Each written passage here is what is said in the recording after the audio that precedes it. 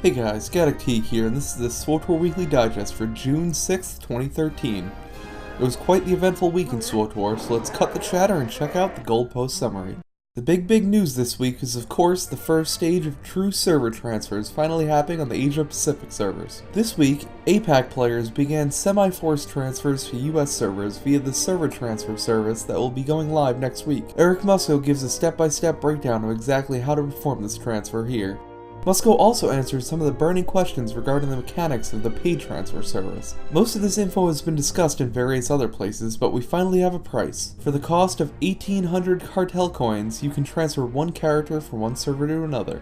Name conflicts will side with the person on the destination server, so I suggest you check quickly before transferring if your name means that much to you. Wrapping up on the info dump, all achievements and collections will transfer, and legacy level will be set to the highest level between your two servers. They're finally here, folks, and not a moment too soon, so anyone transferring to the Prophecy of the 5 server better watch out for my smuggler kicking butt and taking names.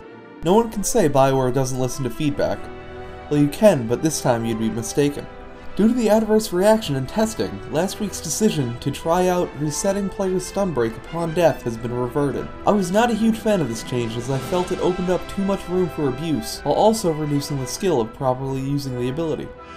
As you see here, senior PvP designer Rob Hinkle took to the forums to inform players of the change.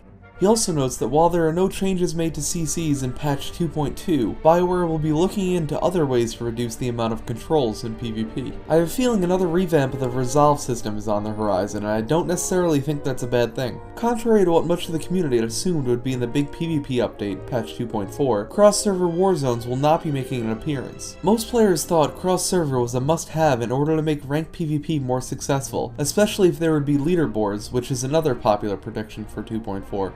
Rob Hinkle clarified that cross-server PvP is not in the cards due to a significant technical challenge. He notes, it's not forever off the table, but it's not in the plan right now. He also adds that despite this, Game Update 2.4, as it is being worked on right now, has features and changes that should cause a significant improvement to queue times for ranked war zones in particular. This statement could be alluding to many different things. I will go more in depth on what I think it means for PvP in 2.4 on my unnamed SWTOR podcast that should be going live this weekend, but needless to say, many people are now thinking solo ranked will be possible. I'm not a huge fan of solo ranked if that is indeed the case, but check out my podcast on Podomatic or now on iTunes for a full analysis. Players looking forward to getting their free name change token that was promised to all subscribers initially in 2.1 and then pushed back to soon after 2.1 and then back again to 2.2 will be disappointed to hear that it will not be arriving in patch 2.2 either. Bioware is apparently still working the kinks out of the system. Whatever system that means is anyone's guess, seeing that they already have a system to send mail to a select set of players a la the pre-order bonus, and name changes are already in-game tokens that can be sent around. In any case, the goal is to now have name changes doled out sometime in June. Hopefully I won't have to cover this same story again in 3 weeks.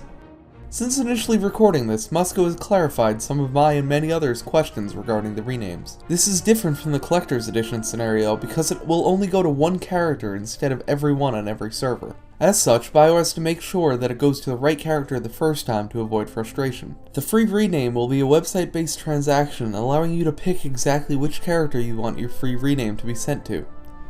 Nice of him to clear things up.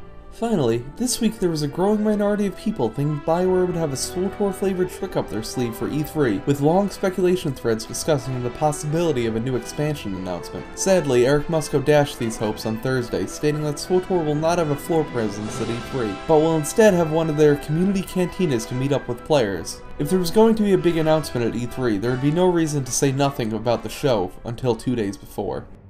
I love the idea behind community cantinas, and I'm sure we'll get some nice info from various interviews, like the one being done by Tor Wars.